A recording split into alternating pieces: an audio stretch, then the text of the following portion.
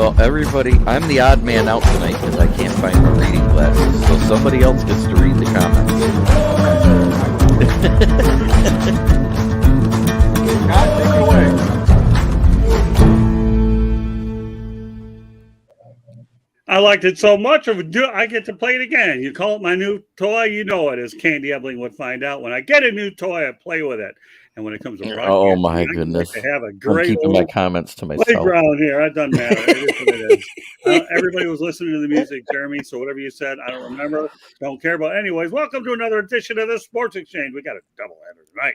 Following this broadcast, we got Fire Up Wisconsin.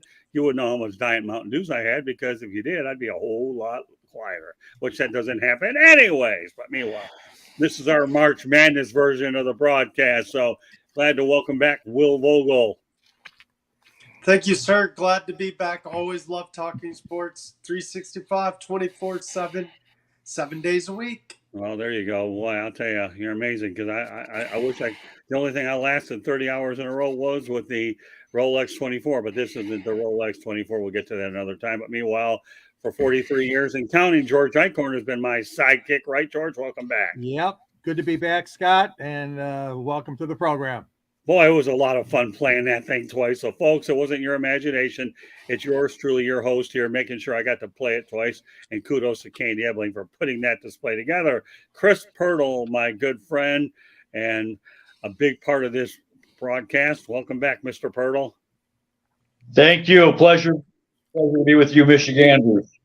There you go. And last but not least, we got Smoking Jeremy and his dog. All right, Jeremy. Hi, everybody. It's me and Penny, just here to talk some sports, and she's here to be distraction. There you go. That's all right. We've had young children on before. What's the difference if we have a dog on? Who cares? As long as she don't bark, I'm good. Well, that's right. She does. Well, then we'll deal with that. She's fired. Hardly. But anyways, stay on point here, because we do have Fire Up Wisconsin immediately following this show. We're going to talk March Madness, and we're not going to get into games tonight. It's really not what I have interested. I think the storylines are a whole lot better. But you know what? Chris Pirtle came up with some really good ones. So guess what, Mr. Pirtle? You get to go ahead and start first on these. How does that, my friend? Sounds good.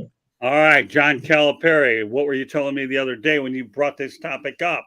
Put it out there for us, Mr. Pirtle. Well, Scott, it amazes me. John Calipari, in I guess about his 13th year in Kentucky, he's won one championship there. And he's on record as saying that it's not his job to win championships, which is news to me. If you're the coach at Kentucky, I would imagine your goal every year is to win the national championship. Well, not him. And it's been this way for a while. UK hasn't found themselves out of the first weekend since 2019. And it just makes you wonder, how long does the administration at UK and the fan base put up with this?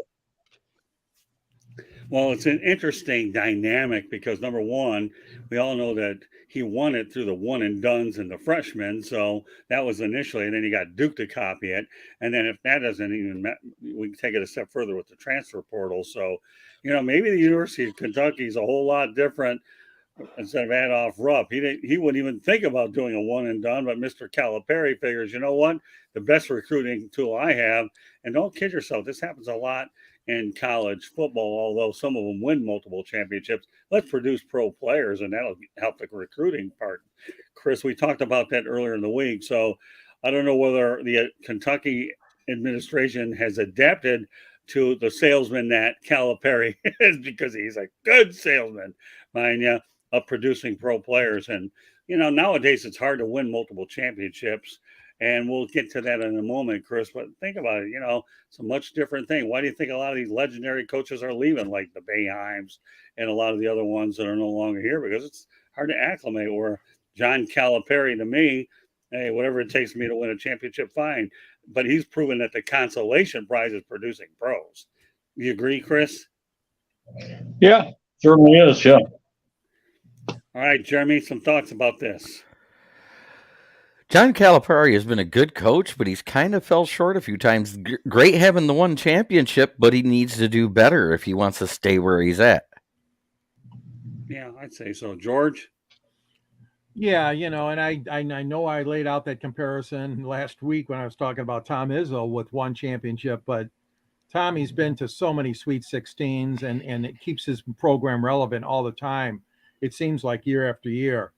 Calipari, yeah, he's never a big fan of his, and I don't know. Maybe Chris, because the football program's taking a little pressure off him to win. I know that sounds kind of silly, but the fact is they have a good program now in football.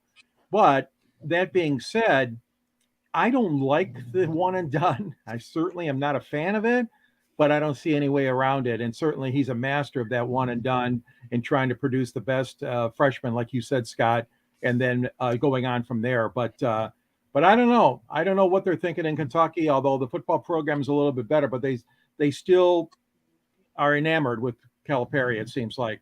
Now, before I turn over to Will Vogel, I'm going to tell you, I've been to Rupp Arena once against Florida Atlantic. Ironically, they're playing tonight. We'll get to them a little bit later. But Mike Jarvis was the coach at that time. If you haven't been to Rupp Arena, you got to go there and put that on your bucket list, because I'm going to tell you this right now. Okay, you talk about a program that's run like a pro program. Go watch 20,000 people in Rupp Arena. And let me tell you, that Rupp Arena is the equivalent to the NBA atmosphere that they have in the Bluegrass State. Okay, Jeremy, is there something you wanted to add to that? Yeah, he was saying he didn't know how he'd change it. I think I would leave it one and done until you get to the Sweet 16, and then I would go to a best of 3 format, and then the finals be a best of 5. Good luck. But all right. I just think it would make for a more interesting tournament if you did it that way. I do too, but if they haven't done it by now, they're not going to do it. And you know what, Scott? Let's welcome Denzel Snipes to our chat room. Good to see you, true. Denzel. Thank you for being part of the chat. We're here. There you go, Denzel. Good to see you again.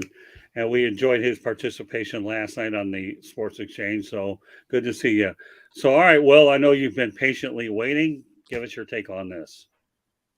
It's kind of weird that Calipari, a guy of his caliber, his coaching stature, up there with like when these guys were coaching, he was up there with Coach K, Roy Williams. He was known as one of the best coaches in Izzo and Boeheim.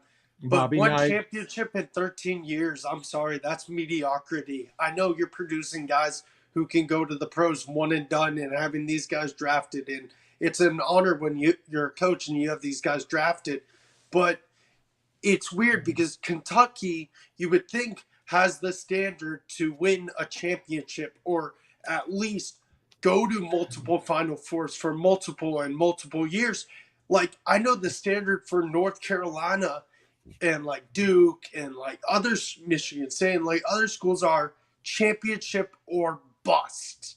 Like, and I feel like that should be the mentality for Kentucky. And I feel like Rupp lived by that. And it's weird that Calipari doesn't live by that because he's a good head coach, but his teams are just not producing. And yeah, it's great to have draft picks, but when is enough enough? When is the school going to be like, hey, you know what? One championship in 13 years is not a good percentage. We want a guy who can get us to that next level, to elevate us to be championship caliber again, to make multiple Final Fours, multiple Elite Eights. Instead of having one championship in 13 years, that's just mediocrity in my eyes. Well, to conclude this topic, I'll tell you right now, I think that eventually Calipari is going to go back to the NBA with the right situation, but I'll leave that for another time. They thought about it. Scott, can I interject? Yeah. Yeah, Calipari, right now his strength is not coaching by any stretch. His strength is recruiting, and that's the only reason he's been able to remain the coach at the University of Kentucky. They have the number 1 recruiting class coming in next year.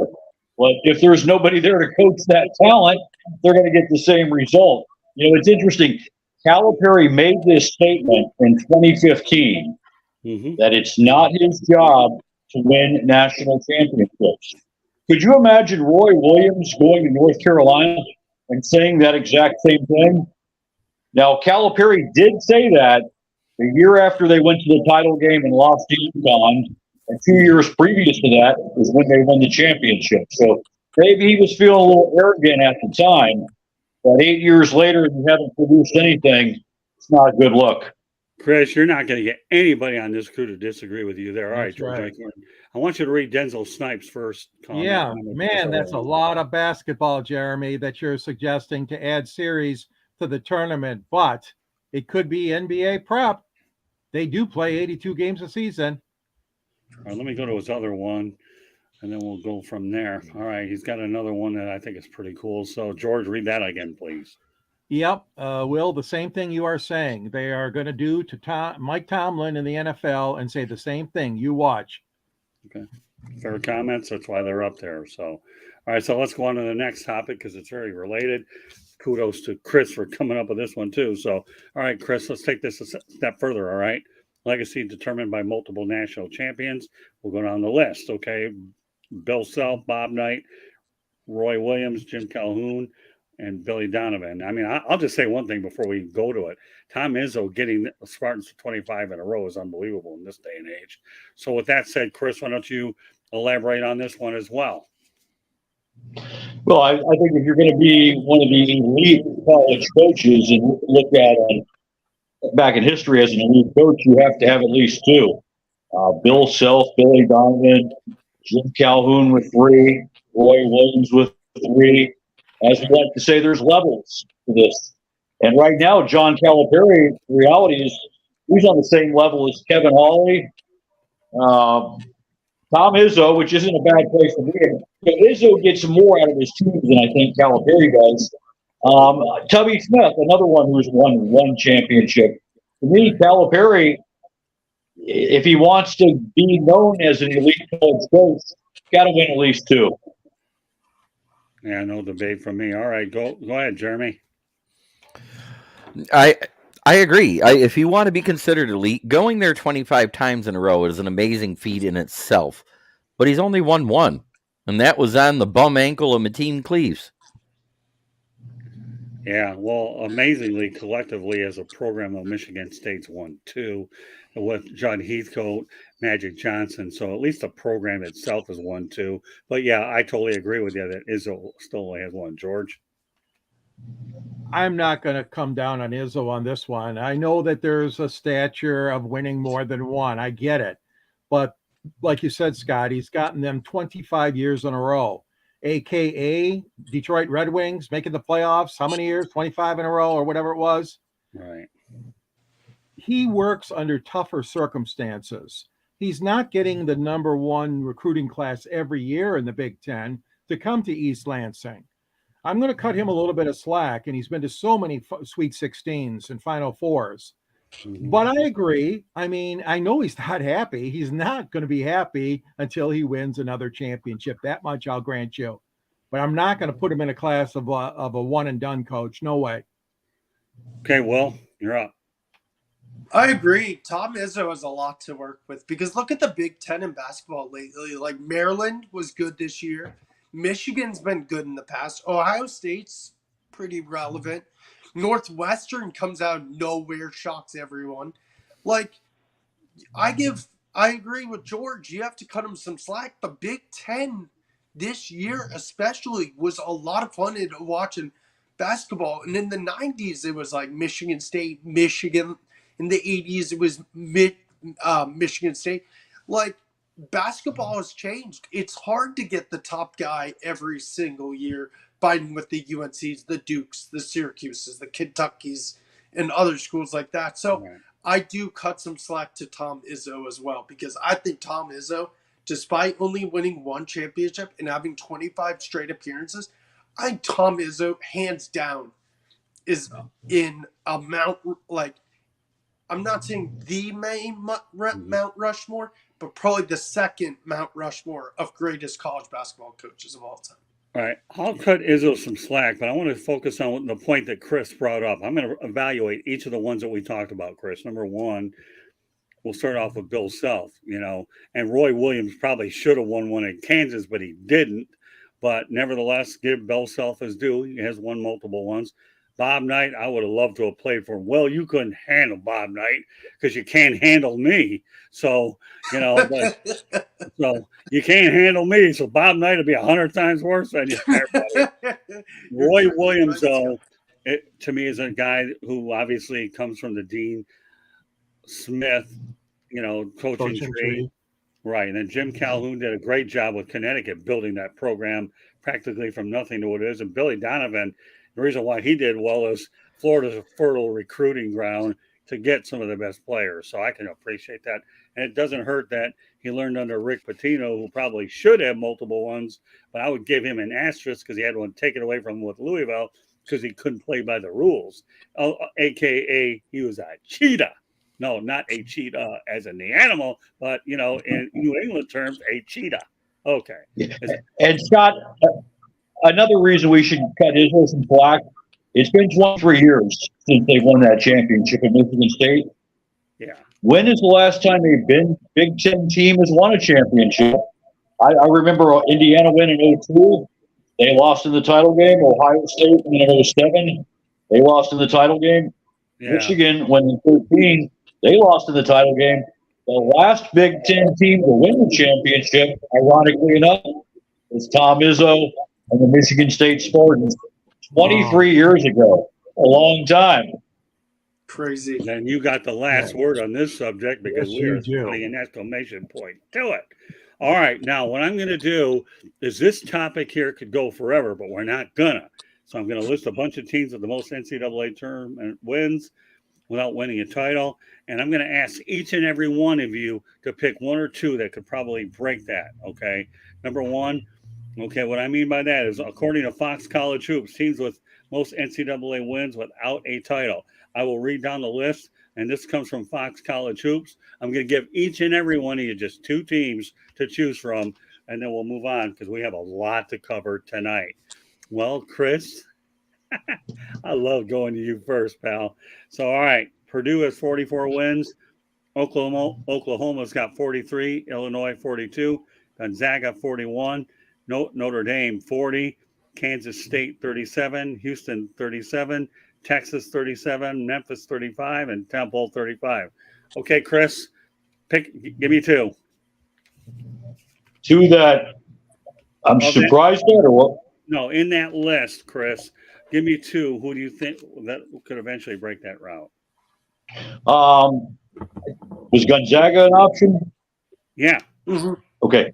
Gonzaga, I like them this year. I think they've got as good a chance to anybody as this year. Interesting that you mentioned Purdue and Illinois, two Big Ten teams. So I'm certainly not going to guess one of those teams. So let's go with Oklahoma and Gonzaga to answer the question. Okay, Oak and Gon. Okay. On to you, Jeremy. I think it's coming down to Kansas and Kentucky. Kansas. And that should be Kansas State, actually. Kansas State, actually. Oh, is Kansas out? Yeah. The Jayhawks? Out. Wow, I missed that. Okay. Well, then I got Kentucky going. Who's the other one seed that I saw was good? Well, no, I'm talking about teams that haven't won a championship in this list. Let me rephrase the question, Jeremy. Okay. All right, teams with the most NCAA tournament wins without winning a title is, and I say without, I'm going to go over the list one more time, okay?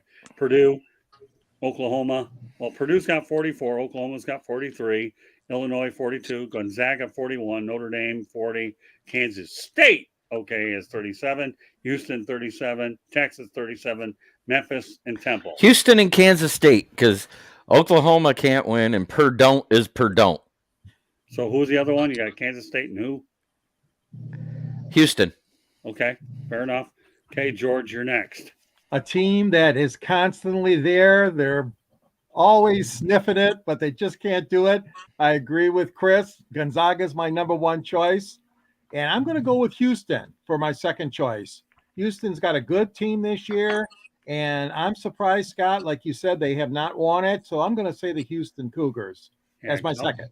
Kelvin Sampson's done a really good job, though. Yes, he has. Although he's cheated too in the past, and he turned Indiana's program upside down as all others. But he finally got figured out. In fact, he was out of the game for a while in the NBA until Houston brought him back. So, but according to Denzel Snipes, Houston is a year away. All right, well, you're up. Hey, George, you know how Scott likes to say GML, great minds think alike, or GMTL? Well, we've got the same group, Houston and Gonzaga. I'm going to go real quick. Houston, they should have won in the 80s. Nothing against Valvano. They had a great team. Phi Slamma Jamma. Gonzaga's always sniffing it, but they're just that close, but they haven't gotten it. So I've got Houston, and I've got Gonzaga as well. All right, looking at this list here, I don't know why. I would like to put Texas in there, but I'm definitely going with Gonzaga. I mean, Mark Few is there all the time, so that's inevitable. As far as Kansas State, remember once upon a time, though, I think you and I, George, went to Kansas State and Kansas over at the Pontiac Silverdome, didn't we? Yes, we did. Yeah. On Inside State rival at the Pontiac Silverdome. Nice. Yeah, it was unbelievable. NCAA tournament we went to. Yep. Yeah, but you know what? I'm going to go Gonzaga, and I'm going to throw a curveball at you guys. Okay, I'm going to go Oklahoma. Nice, Boomer Sooner. In fact, you know what, Chris? I guess it's both of us, isn't it? Yeah, that makes sense. Right. Yeah. All right. So I'm going to go Gonzaga. I think if Gonzaga gets by UCLA, oh Nelly, and Scott, you're allowed to copy my picks, no problem. Yeah, it's funny. I wasn't even thinking about your picks until I got around to it. The only reason why Houston obviously didn't win it, Chris, because they couldn't make any free throws, and they said, "Hello, NC State." Phi Slamma Jamma is one thing, but ever heard of that thing called a free throw, where you have an uncontested shot and you can't make it? Clank, clank, clank. Now, so there we go. All right, so now we talk about a cheat. Okay, that Rick Pitino left Iona to go to St. John's University on a 6-year deal. In turn, Iona hires former Fairleigh Dickinson coach Tobin Anderson, who's 51, to a 5-year deal. So what I'm going to do, Chris, is I want you and everybody else here on this crew here to evaluate both hirings at the same time. Okay. Leaving Fairleigh Dickinson to go to Iona, I don't know how much of an upgrade that is. I don't know much about either program. I do know this. Fairleigh Dickinson was in the Final 32 this season, and they gave FAU a really good game the other night. So they were just a few points away from making the Sweet 16. Seems like a bit of a lateral move to me if you're that coach. As far as St. John's goes with Pitino, I think it's a win-win. They need a good coach. He needed a good job. I like the hire. And of course, let's talk about Tobin Anderson. You glad he left Fairleigh Dickinson to go to Iona? That was a quick hire. Yeah. It was. I'll tell you what, Iona didn't waste any time going to the guy here. And I got an interesting tidbit here about Purdue and FDU, but all right, go ahead, Jeremy. Oh, I think it's great hires. I think that they may be able to do something with the talent that they can bring in, but they are a mid-major team. So they're going to be one of those Cinderella teams if they do make it. Okay, fair enough. George? I think you're referring to Iona as the small team, right? Yeah. I mean, that was a good move by the Fairleigh Dickinson coach. I mean, I agree with Chris a little bit, though. You know, it seems sort of like maybe a lateral. I mean, Iona is a little bit bigger, I would imagine, but it's not a huge program. And then, of course, our buddy Pitino. I'm just not a Pitino fan. It didn't surprise me at all. St. John's is always looking for a big name as coach, and that didn't surprise me. Whether he's going to be successful or not there, I don't know. I think the jury's still out on that one, but I see why I see why he took it for sure. Big name, big profile, big program. Okay, Will, you're up. I'll start with Tobin Anderson real quick. I always like the stories. Like, I know it hurts one program losing a coach to go to another, but a promotion is always good. Like, Tobin Anderson got a new job because he led Fairleigh Dickinson far into the tournament, and he got rewarded with that with a new job, and he took it, and he's going to run with it. As for Pitino, I agree with George. Not a big Pitino guy, but you know what? Big East schools love getting these big coaches. Look at Georgetown. Right. They had Patrick Ewing. They thought, oh, we have one of our former players. We're going to be so good. They fired him. And then you look at the other schools like to hire the Big East loves to hire big names right. to their programs. So Yeah, I'm not surprised Patino jumped on it because he was at Iona, or where was he? Iona? Yeah, previously. He was at Iona. And Iona is small compared to St. John's. St. John's is a pretty big school in New York. So we'll see. Do I think he'll be great? I don't know. We'll see. Well, Will, the only thing I'll say about the situation with Patino is Iona was a great place, okay, for Patino to resurrect his coaching career. Remember, he left Louisville in a bad situation.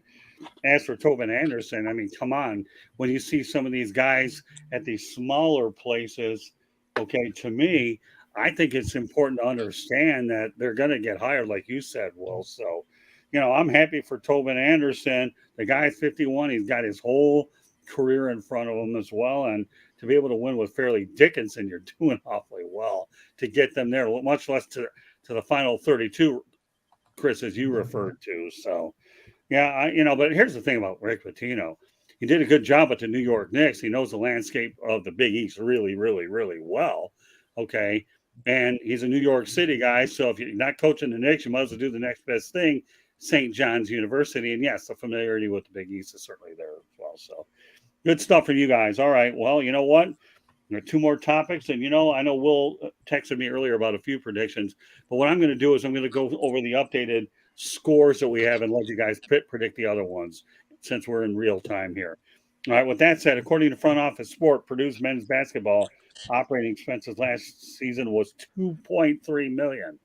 $2.3 million for the team that has still 44 wins in their entire without winning a title. But here, Fairleigh Dickinson University. All right, you know what? We're gonna have a little bit of fun with this one. Chris, take a guess what their operating expenses. I'll guess. $5 million. What, for Fairleigh Dickinson? Do you understand the question? Too high. No, I didn't quite understand the question. Okay, in other words, Purdue's men's basketball operating expenses last season was $2.3 million just to run that basketball program. You follow me? All right, so now, okay, Fairleigh Dickinson University, what do you think their operating expenses are? $250,000. How much? $250,000. Okay. All right, Jeremy, take a stab at it. You already know what Purdue's is, but what do you think Fairleigh Dickinson is? $850,000. Okay, well, everything's all over the map here. Now, wait to see about George. What do you think for FDU? $550,000. 550. Okay, what about you, Will? 400,000. Gosh, you know what? I'm going down to 100,000. Well, what did you say initially, Chris? I said 250, but I want to downgrade that to 100,000. Yeah, but you know what? Even your 250 was better than the rest of them. You know what the number is? $166,000. Oh my God! Wow. So $166,000 ended up winning. I think what did they won the? So I think they were the one. They knocked out Purdue, right? They knocked out Virginia. They knocked out Virginia. Not Virginia. I'm sorry. Purdue, yeah, you're right. Yeah, I thought it was. Yeah. Right, so and Purdue now, Scott, has lost to a 13, a 14, and a 16, all within the last 5 years. Yeah. So if there's a bigger David and Goliath outside of what UMBC and Virginia was, I want every one of you. Okay, yeah, I know. Well, you can gloat about that because you mentioned it before, and I have no problem with you doing that. Then this is as big a David and Goliath as you can. 2.3 million versus is greater than 166,000. And yes, for one particular equation, my math was right. Don't hold your breath. It stinks anyways, but whatever. But that was in front of me. All right.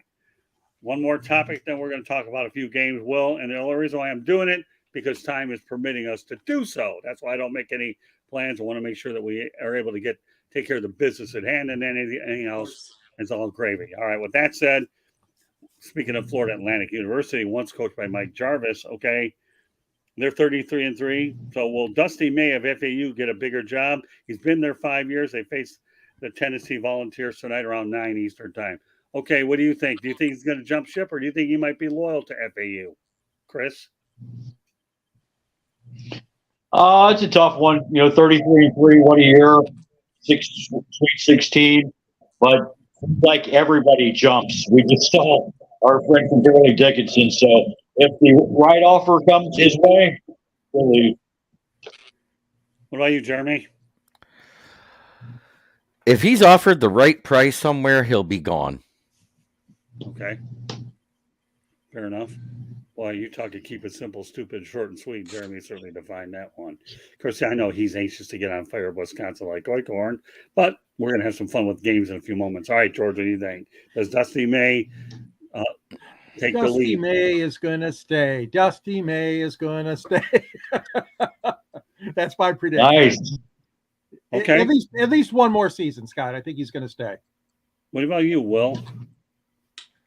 I think if the job calls and it's a pretty decent big school, you take it and run with it because you never know when those opportunities will arise. Because if he comes back next year and he doesn't do as well, then he's going to be like, why did I pass on this X school and stay another year? So I jump on it because you never know when you're going to get those calls again, like I said.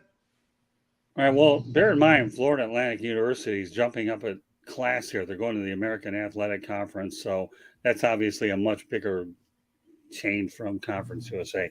Yeah, I don't know why I have a real weird feeling about this, but some reason or another, I agree with Eichhorn. I think he'd go another year, unless like Will says, that to And me, it's an offer he can't refuse. That'd be different. yeah, well, that's Yeah. a different story. Yeah. How many times you've seen that scenario? All right, so let me go out there and find out what the. Remember we talked about, Scott, on another show about Deion Sanders, and we were trying to predict whether he would stay. I told you he was going on the first thing smoking into the bigger markets. Didn't I say that? And we were talking about the same thing, only a different sport. Yeah. But I said exactly that show. I said he will go on the first thing smoking to a bigger market in college before he ever considers going pro. Yeah, and he I did. agree. All right, well, you guys ready for a few scores here? Okay, first of all, Michigan State and Kansas State are battling down to a one possession game. Kansas State right now leads the Spartans 80-78, 113 left to go in the second half rather. Hopefully I'll have a final before we go off air. The other game currently going on now, it's pretty, good luck, Arkansas. I have a feeling it's not going to be your year, but at least you've won championships. Connecticut 56, Arkansas 33. So that's what we have.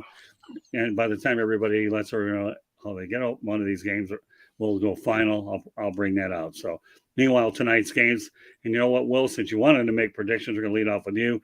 Tonight, though, at 9 Eastern time, Tennessee ranked seeded number 4 against Florida Atlantic. At 9 o'clock, who do you have there, Will? You have Florida Atlantic or Tennessee? As much as I'm happy Tennessee beat Duke, I've got to go with your boys, Scott. And near where my grandma lives, I'm going with FAU. Boy, you're bold. I'll tell you, you may have a lot of, you may not have social media, but if the time ever comes that you do get it, you might have a few FAU followers listening to you on this broadcast. So, I hope so. Yeah, we'll see.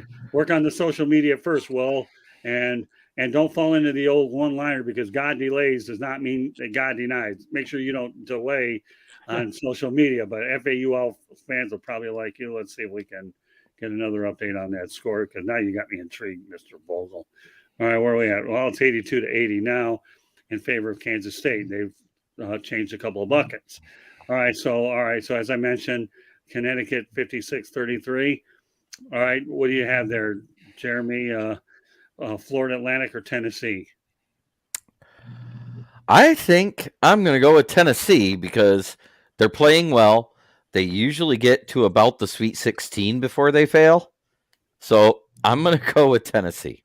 Okay. What about you, George? FAU or Tennessee? And you and I have seen FAU play football up over at Ford Field. Yeah, we have. What a wonderful year. What a magical ride. 33-3, Scott.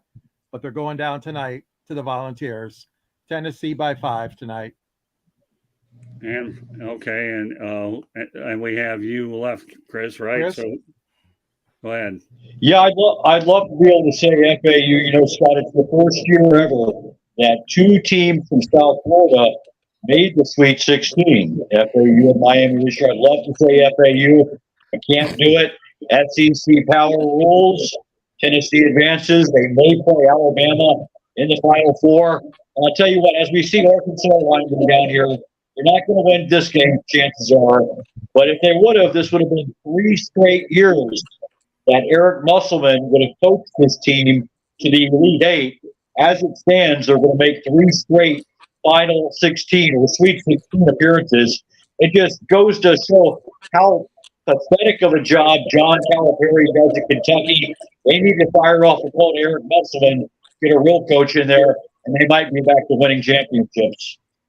Okay, then you know what? We're going to go around the horn, but this time we're going to go start with you, Chris. Okay, tonight, 9:45 Eastern Time, Gonzaga, UCLA. Chris, who do you have? Gonzaga or UCLA? I like Gonzaga. Something about them, they're due, and I like their style of basketball. I'm taking Gonzaga. Jeremy? I'm taking Gonzaga. They make the Elite Eight minimum every year. Okay. Oh, I should put FAU out there against Tennessee. I think it's a Volunteers night, by the way. As much as I'd like to say both FAU, Tennessee, but what a ride it's been for Dusty May and the turnaround job he's had over at FAU. All right. So, all right. You said you're going with Jeremy on this last one? Zags. Zags. What about you, George? Gonzaga is a 3 seed. UCLA is a 2 seed. Yeah. They almost are identical in wins and losses. UCLA is way overdue to get to a final. I'm going to say they pull off the shocker. UCLA wins tonight. All right, well. Both these teams have had battles throughout the years, the Elite Eights, Sweet 16s. I got UCLA by 2. You know, I'm going to go Gonzaga, so I don't know.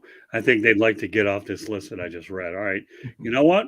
Let's talk about tomorrow's games. We're going to do it. We do it right. But before I do that, let me put a shout out to Dens. Okay. Go ahead, George. Denzel Snipes saying, as far as the Big 12 goes, teams don't fear Kansas anymore. So Texas is creeping up too.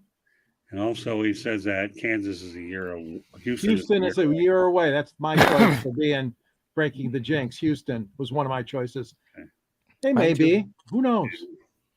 And here, you know what? Denzel's on a roll. He says about Oklahoma has no future in sight. Didn't.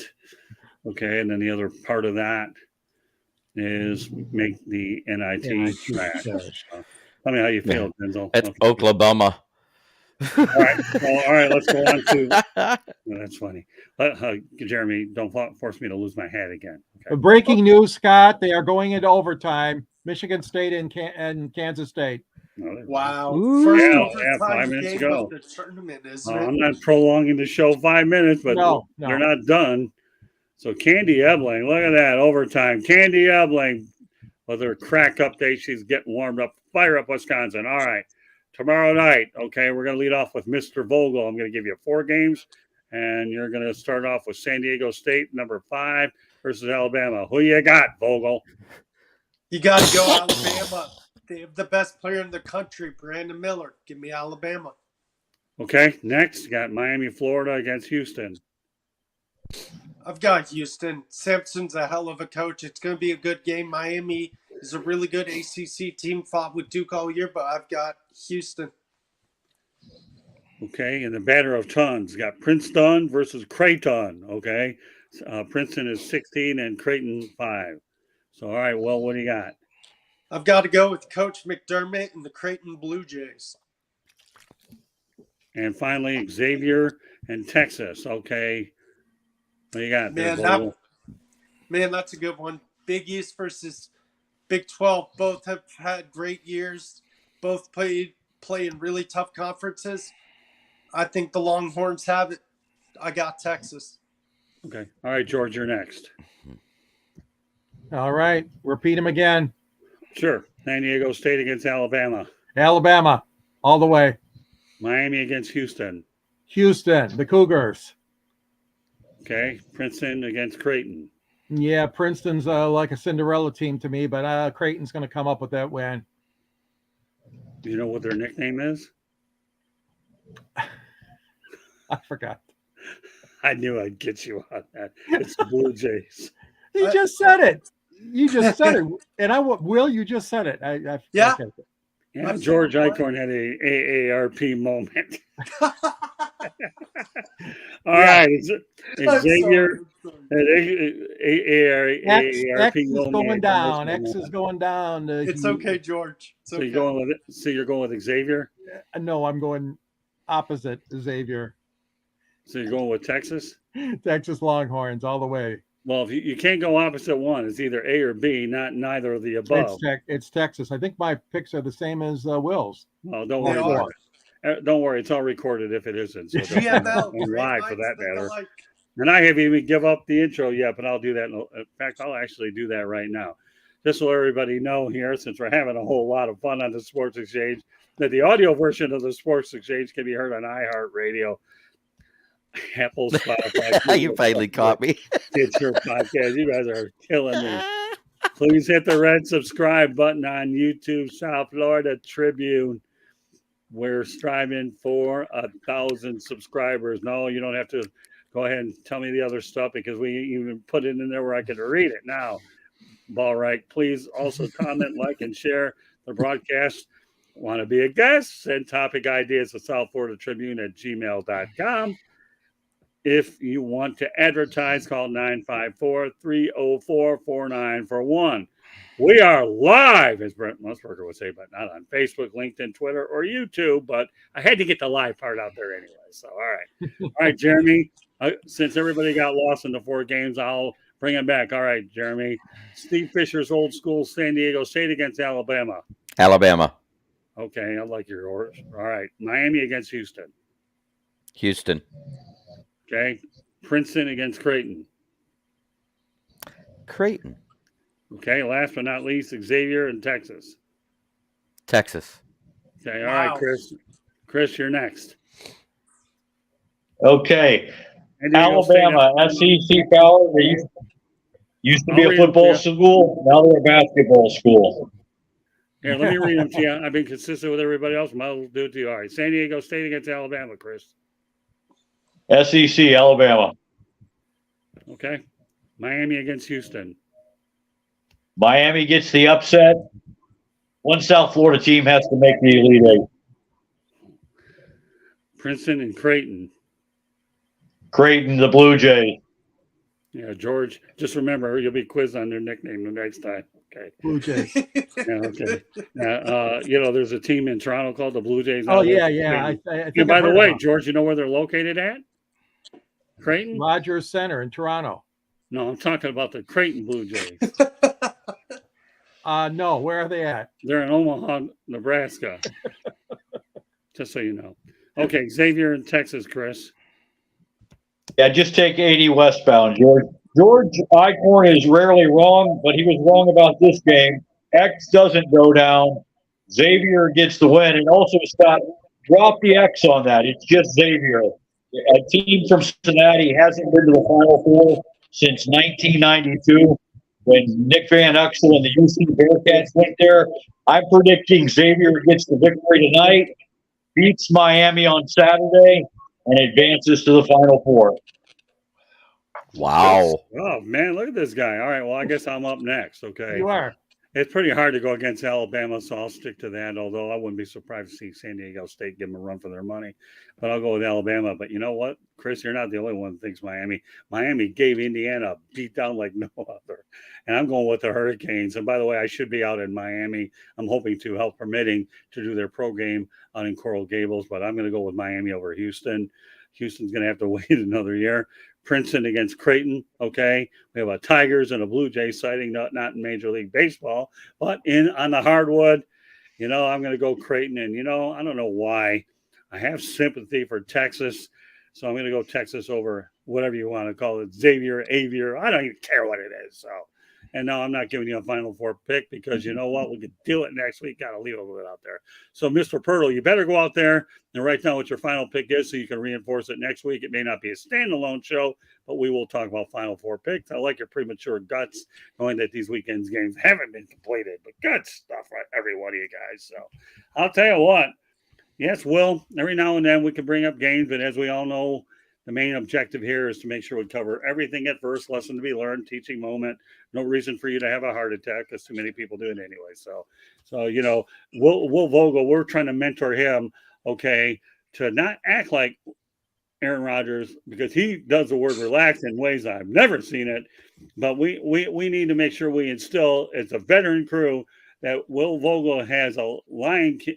Is it the Lion King? Hakuna Matata, no worries. Okay, well, I hope I can drill that in your head until my heart's content.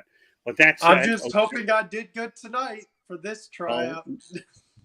Yeah, we'll see. So, all right. Meanwhile, this concludes this edition of the Sports Exchange, but it doesn't, because we'll let everybody know how they get hold of them, and then I'll give everybody the information following thereafter. All right. Well, make it quick. Don't give me the grocery list of all the million shows you're on. Just pretty much summarize a few of the key ones. All right.